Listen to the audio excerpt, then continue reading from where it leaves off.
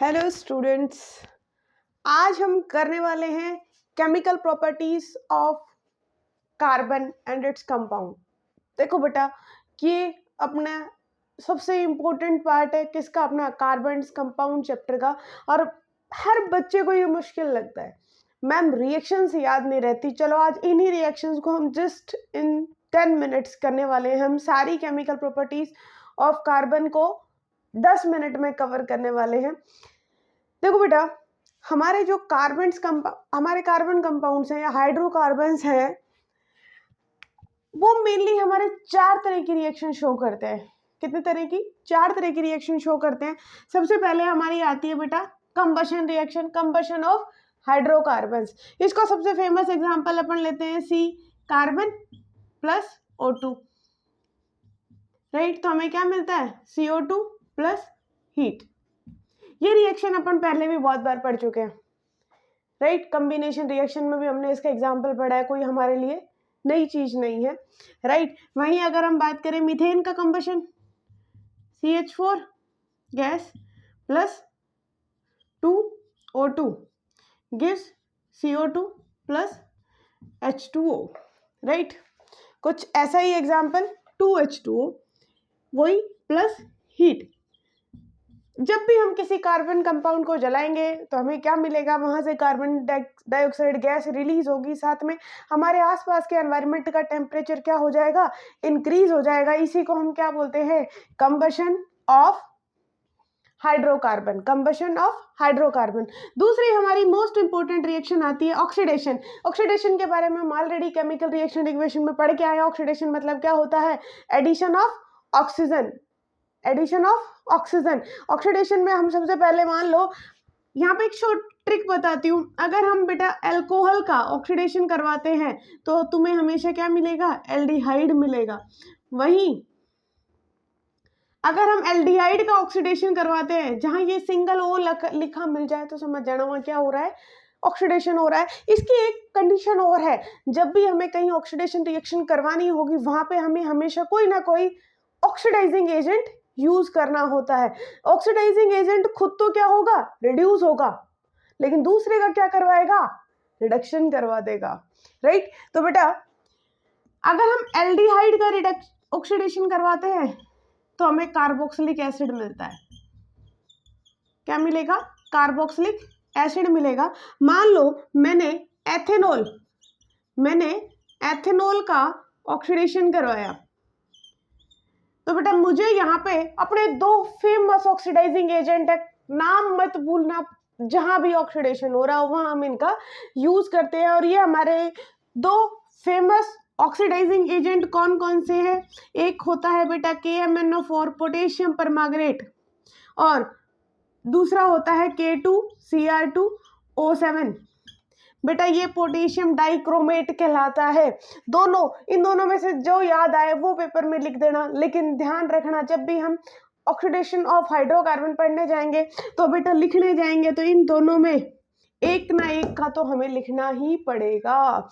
तो बेटा यहाँ पे मान लो मैं ले लेती हूँ K2Cr2O7। बेटा अगर मैंने एथेनॉल लिया है, ठीक है, तो हमें क्या मिलेगा? एथेनल मिलेगा। क्या मिलेगा? एथेनल मिलेगा। अगर हमने एथेनल का ऑक्सीडेशन करवाया है, मान लो KMnO4 K2Cr2O7, कोई सा भी ले सकते हो, कोई दिक्कत नहीं है। अगर हमने एथेनल का ऑक्सीडेशन करवाया है तो बेटा हमें क्या मिलेगा? एथेनोइक एसिड मिलेगा। ये बात ध्यान रखना, नंबर ऑफ कार्बन चेंज मत कर देना। मैम मान लो C2H5OH, ये मैंने क्या लिया? एथेनॉल लिया। ऑक्सीजन की प्रेजेंस में ये रिएक्शन करवाई, किसकी प्रेजेंस में होगी? K2Cr2O7 की प्रेजेंस में रिएक्शन होने वाली है। मुझे क्या मिलेगा? एथेनल मिलेगा। ये क्या है? Ethanol, right. तो मुझे क्या मिलेगा? CH3CHO, ये क्या है हमारा? एथेनल। और अगर मैंने एथेनल का दोबारा ऑक्सीडेशन करवा दिया, ध्यान रखना दोनों में ही हमें ऑक्सीडाइजिंग एजेंट की रिक्वायरमेंट होगी, तो हमें क्या, मान लो KMnO4 K2Cr2O7 भी दोबारा ले सकते हो, कोई दिक्कत नहीं है, ठीक है।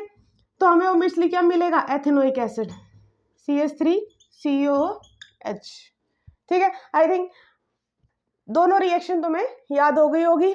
ऑक्सीडेशन में कार्बन डाइऑक्साइड और हीट दोनों निकलते हैं, और अगर ऑक्सीडेशन करवाने जाए तो अल्कोहल किस में कन्वर्ट होगा, एल्डिहाइड में, और एल्डिहाइड किस में कन्वर्ट होगा, कार्बोक्सिलिक एसिड में। लेकिन इस रिएक्शन की जो सबसे मेन बात है वो हमेशा ध्यान रखना, क्या ये रिएक्शन हमेशा किसी ऑक्सीडाइजिंग एजेंट की प्रेजेंस में होती है। KMnO4 ले लो चाहे K2Cr2O7 ले लो, दोनों में कोई दिक्कत नहीं है। अगली आती है बेटा एडिशन रिएक्शन। अगर हम एडिशन, मतलब यहाँ पे हम जनरली एडिशन किसका करवाते हैं, हाइड्रोजन का एडिशन करवाते हैं। ये रिएक्शन किस में काम में आती है बेटा, एडिशन रिएक्शन के अंदर हम एल्कीन को किस में कन्वर्ट करते हैं, एल्केन में। एल्कीन को किस में कन्वर्ट करते हैं, एल्केन में।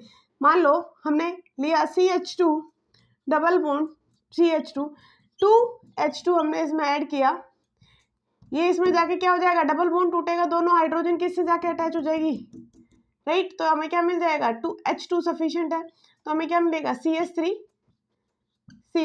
ध्यान रखना बेटा, अगर मैंने इथीन लिया है तो इसमें क्या मिलेगा, इथेन मिलेगा।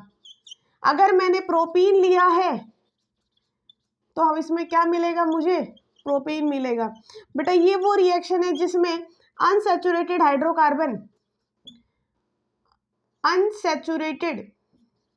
हाइड्रोकार्बन को हम किस में कन्वर्ट करते हैं, सैचुरेटेड हाइड्रोकार्बन में। ये one and only one method है।